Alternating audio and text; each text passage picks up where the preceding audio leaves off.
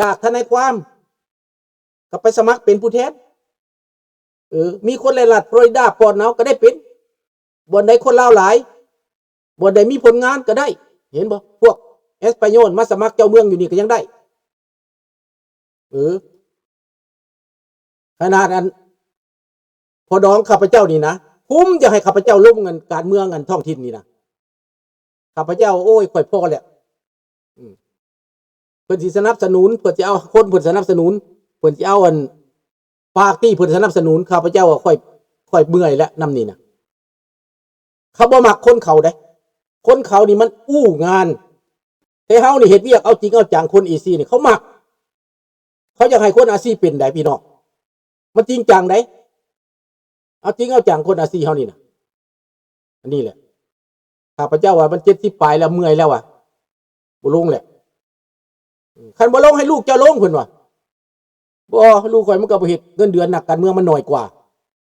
เงินเดือนอันนั้นน่ะบริษัทเอกชนมันสูงกว่ายังก้าวหน้าอยู่อายุแก่แล้วจังสิเฮ็ดเขาคันอายุ40แล้วจัง50แล้วจังลง60ล่ะ50ปลายนี่นะไปเป็นนักการเมืองโอเคพอดีแต่ตอนนี้เอาเงินก่อนเอาเวียกก่อนเขานี่ดังนั้นพี่น้องเรื่องความดังของอนุรักษ์จันทิวงศ์นี่ก็เป็นความยินดีส้มสื่นของคนลาวนอกเขาแน่นอนแต่ว่าข้าพเจ้านี่ก็ยังสะกิดใจอยู่แนวหนึ่งว่าย่านว่าผู้นี้เลยลงทางย่านว่าพ่อแม่นี่ลงทาง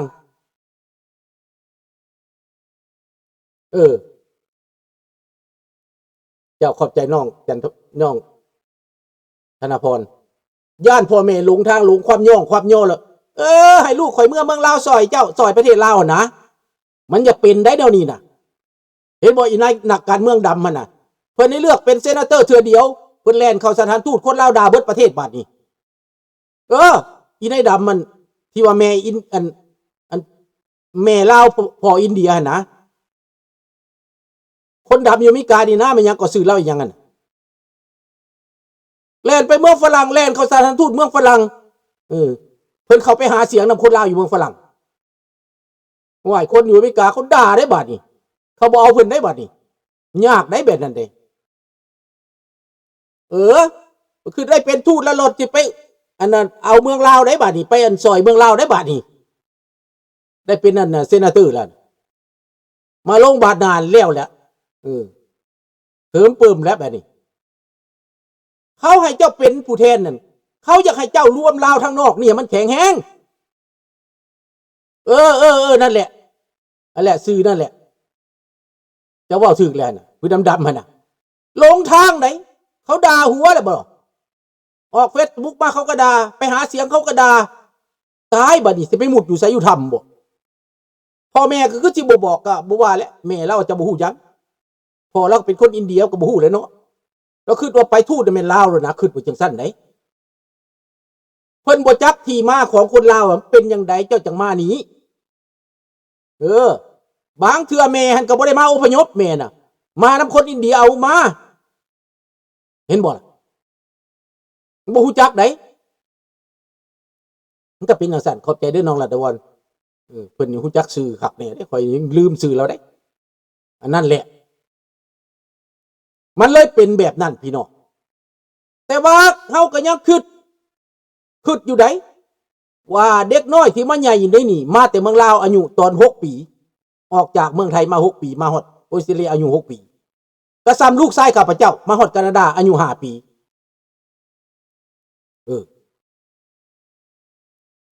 อันนี้เขาฮู้จักนำพ่อนำแม่เบิดได้ข้อมูลต่างๆที่พ่อแม่ให้มานี่เขาถามว่าพ่อแม่เป็นยังจังมาเป็นยังจังหนีข้าพเจ้าเล่าให้ฟังหมดทุกข้อความทุกขั้นตอนเล่าให้ลูกฟังรอดล่มรอดตายมาเพื่อข้ามน้ำของมาก่อนสิรอดจากน้ำของมานี่มันรอดจากน้ำมือมัจจุราชได้แล้วนะข้าพเจ้าสิแต่งเพลงฝากให้อนุรักษ์จันทิวงศ์นี่แหละฝากเพลงเตือนใจว่าอย่าลืมที่มาของเฮาเด้อนะข่าวถึงนี่เด้อหลานชายอนุรักษ์ยินดีนำเจ้า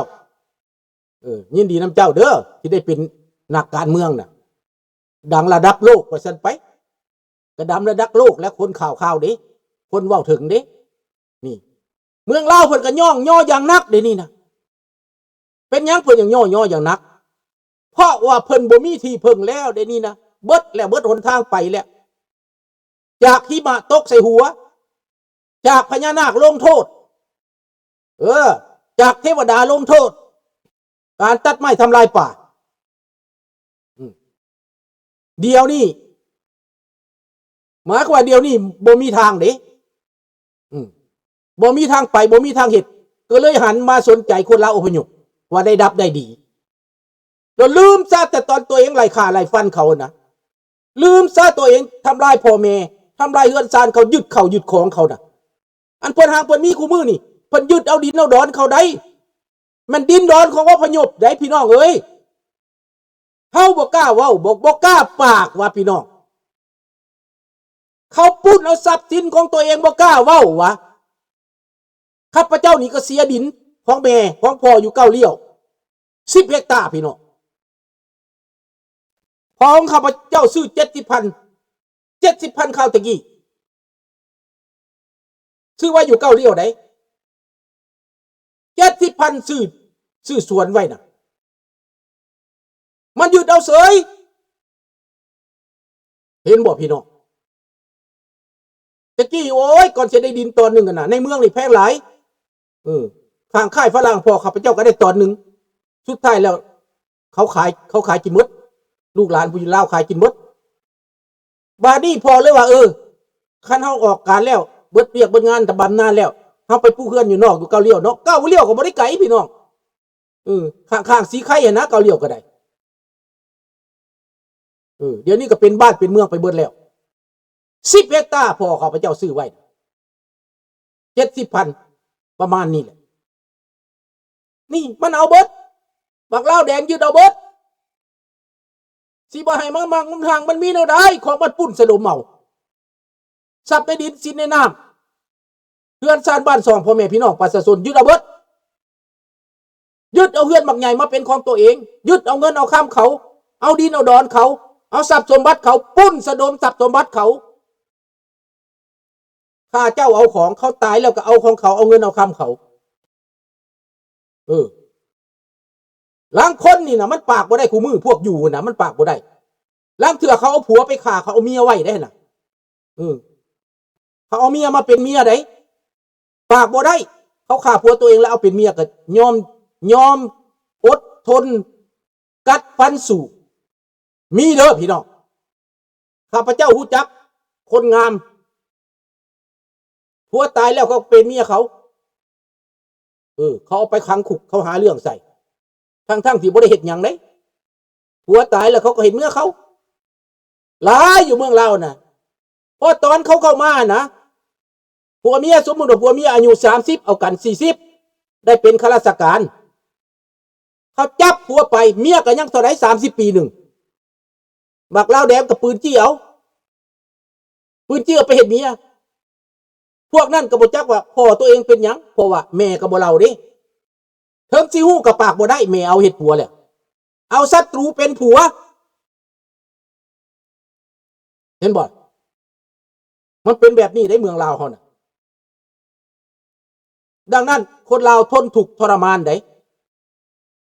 ลำบากกากกรรมได้ดังนั้นจังหวัดที่ว่าเจ้ามาแล้วได้เป็นดับเป็นดีได้เป็นรัฐมนตรีบาดนี้สมมุติว่าพ่อแม่บ่เว้าการเมืองบ่ให้ฮู้จัก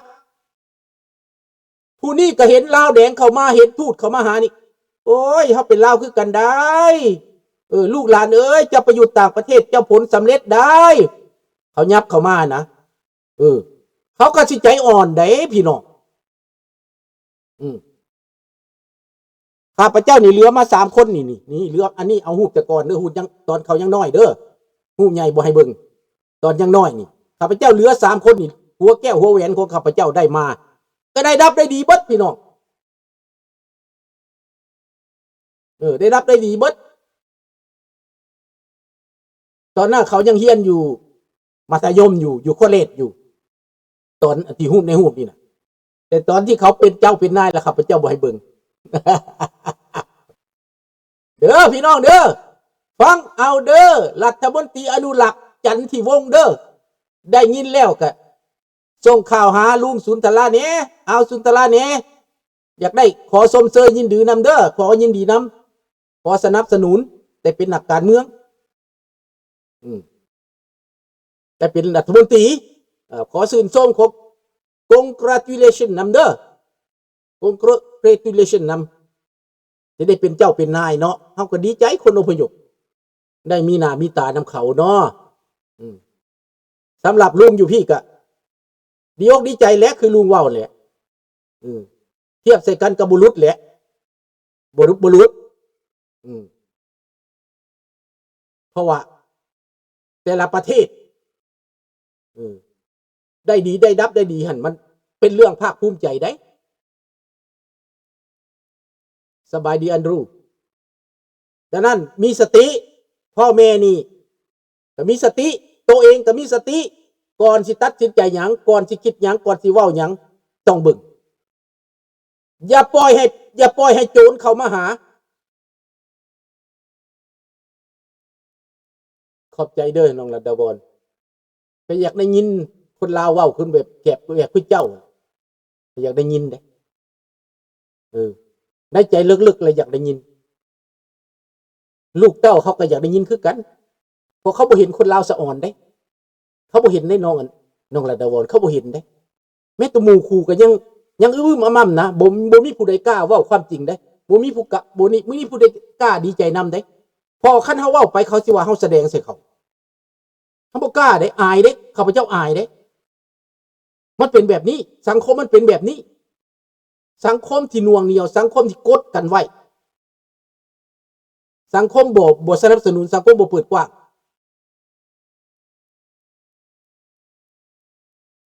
นี่แหละก็ภูมิใจให้แล้วน้องมันยุคของมันเด้สมัยของมันเด้ข้าพเจ้ามีอยู่ในบ้านนี่3 คนเลยนะ4ทั้งลูกเขย5ทั้งลูกเขยอีกมี5พุ่นนะระดับสูงนะ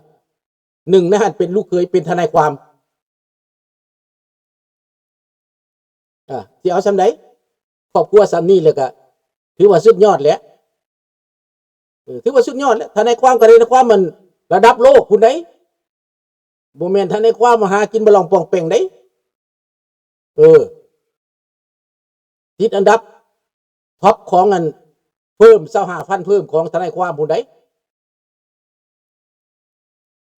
Félicitations à tes enfants aussi นี่แหละต้องเล่าสู่กันฟังความสำเร็จเด็กน้อยนี่ปีนี้เฮาสิจัดปิกนิกพบพ่อแม่และลูกผู้ใดมาได้อาจจะเริ่มต้นจาก5 ครอบครัว10 ครอบครัวมาแบ่งปันความประสบการณ์ของเฮาอยู่ในนี่สิมีอยู่ได้ปิกนิกกันนี่นะวันหน้าแรกนี่แหละอาจารย์เพิ่นเว้าว่าอยากอันเชิญปิกนิกบ่แม่นปิกนิกเพิ่นสิบ่เว้าปิกนิกเพิ่นสิเชิญพบพ่อเพิ่นเว้าสีพังๆไว้เพิ่นสิจัดอยู่วัดอยากซื่นส้มน้ำลูกเต้าพ่อแม่ที่ได้ความสำเร็จเพิ่นสิมีรางวัลใหญ่ให้บ่ลือแนวใดก็บ่ฮู้ระยะทานเนาะหรือว่าลูกหลานสิให้รางวัลก็บ่ได้แหละเพิ่นไปทานได้เนาะแต่ว่าเพิ่นรางวัลเพิ่นก็สิแม่นกำลังใจหั่นแหละสิเปิดสื่อเปิดเสียงให้หั่นแหละเบิ่งทรงน่ะเปิดทางให้แหละสนับสนุนนั่นแหละที่ลูกหลานที่สำเร็จอยู่นี่เฮาผู้จักพี่จักน้องผู้ใดสำเร็จการศึกษาอยู่นี่จบมหาลัยอยู่นี่น่ะอวนกันไปพ่อแม่ก็เฮ็ดหยังซื้องัวจักตอน1 2ตอนใหญ่ๆหั่นนะตอนละ$100 $200ในโกสโก้น่ะไปบาร์บีคิวกันซุ่มแซวกันเล็กๆน้อยๆตอนบ่ายปิ้งกันตอนค่ำกินแล้วก็มาตอนมันแดดร้อนน่ะนะต่างไปส้มซื่นอยู่วัดเพาะอ้ายไปทางเบิ่นแล้วได้ป่าอยู่วัดพุ่นน่ะไปจัดบ่อนจัดสรรอยู่พุ่นล่ะดูดคักแน่มีโครงการแน่นี่เด้ข่าวไว้ก่อนเด้อน้องเด้อและพาลูกพาเต้าไปพ่อกันอยู่พุ่นเฮา นัดกันมือใดอ้ายสิออกแผนการโปรแกรม